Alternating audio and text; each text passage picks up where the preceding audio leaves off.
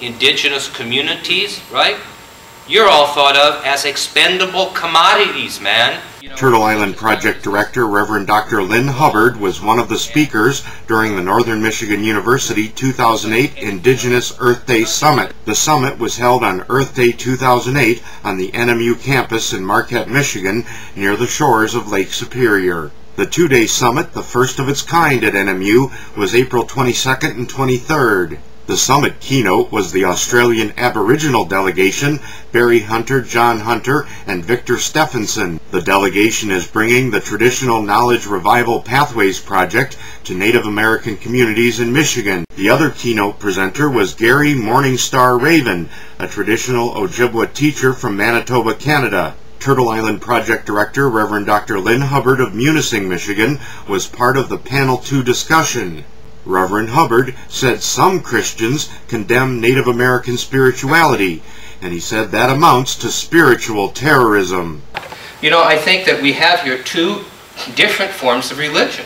And it's this religion of my ancestors that I participate in, right, that I think has really been the problem. And I think that we have to come to understand that, you know, religious consciousness evolves just like anything else does. It's not just the material world that evolves, but also our cultural world evolves and the realm of the concept evolves. Reverend Hubbard, pastor of Eden on the Bay Lutheran Church in Munising, Michigan, said Christians should wake up and begin listening to earth-based cultures. We are going now as a people, right, I think from, you know, there was a time from prehistoric, right, religions to historic religions, the religions of the book, Judaism, Christianity, Islam, right, to this historic period. And now I think that religious consciousness is transcending to this transrational understanding of spirituality. And as part of this transrational understanding of spirituality is an appropriation of the knowledge and the spirituality of earth-based cultures. So it's not going back, it's not criticizing, but it's learning from one another. It's very difficult, because Euro-American people have had power for so long, it's subconscious to us. We don't even realize how imperialistic we are. It's very difficult for us to understand that, to get in contact with our own badness, you know, because we've been projecting that onto other people for so long. It's very difficult for us. But we have to do this now, all right? We have to do this. Dr. Hubbard, who co-founded the Turtle Island Project, quoted ideas from well-known Native American author and activist John Trudell. And I think that we have to be open now, what John Trudell called spirit making an escape. I love this idea. My spirit needs to make an escape. My spirit needs to make an escape from my religious consciousness. And one of the ways in which my spirit has been greatly helped to make this escape from this technologic mining process that we all go through, right, is because of the grace of God. I got to become friends with many people who extended friendship to me and taught me how to listen, taught me about myself, taught me these great learnings and teachings and wisdom that can come from our brothers and sisters who still, despite their painful history at our hands, that still goes on today, the racial and cultural genocide that still goes on today inside this country, they taught me how to transcend myself and how to get to this other higher level of spiritual consciousness. And I'm very grateful for that. Responding to a question, Dr. Hubbard said some religions even resort to violence in proclaiming that they are a superior religion. Judaism is an inherently ethical religion. An inherently ethical religion. Except if you want, you know, you have to be a Canaanite. And it's like, well, you know, you might get your ass kicked and, you know, your head cut off. But, you know, basically it's like. But sky gods and cultures that worship sky gods, man, they are traditionally barbaric. Read the Old Testament. Wow. Talk about patriarchy and about, you know. But we are in a war. We are in a war. And it's not a war of my choosing. But we are in a war, and I truly believe that. We're in a war for our hearts and our minds.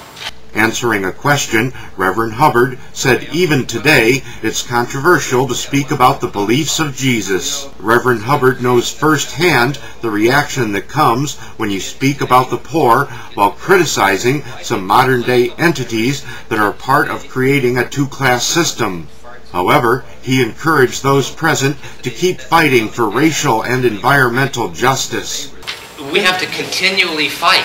I mean, you know, it's a multi-generational. We fight against great principalities and powers, man. You know? I mean, it's amazing. It's amazing.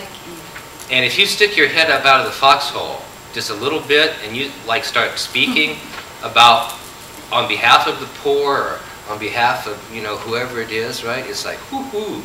Boy, those bullets are flying right over your head immediately. I said something about what? About a corporation. I said like a couple months ago, well, you know, part of the problem is that we created these things called corporations that aren't moral entities because, you know, and we also create political structures that aren't moral entities because if you're a moral entity, you have to say things like, geez, I'm sorry, I made a mistake. Do you know? You have to admit your humanness, right? When's the last time you heard a politician ever admit a mistake unless they were forced to, right? I did not have sex with that woman, right? I did not inhale. Yes, I smoked, but I did not inhale, right? And I said this about corporations, right? I said, you know, corporations are like this too. They aren't moral entities because they can't do these things, apologize and this and that. Well, good Lord, I mean, that's attacking a sacred cow. There's a guy in my congregation that just went ballistics and quit the church because he had spent his entire life, right, benefiting from working for a non-moral entity. I didn't say all corporations were like this. I just said some corporations are like it. Well, that's all you have to say. And you start talking about to Euro-American people about the reality of the Native American peoples. In my world, Reverend Hubbard said Americans and all people who call Earth home need to protect the environment. He said we have lost the sense of the sacred, a lesson that can be learned from Native Americans and other indigenous peoples. Well, I understand that. I feel desperate. I mean, because I think what John Trudell was talking about is the same way. You know, we've lost our way, man. We don't have any spiritual sense because we've lost any sense of the sacred. There was a great historian of religions, Mircea Eliade, who was at the University of Chicago where I was for many years. I buried the guy, actually. I did his funeral. And Mircea Eliade had this notion of, in order to have a hierophany, an experience of the sacred, you have to have sacred space, all right? If this earth is not sacred to you, which it isn't to Mickey Mouse, okay, then you can't have an experience of the sacred. And this is, I deal with people every day in my congregation who have lost or are losing any sense of the sacred.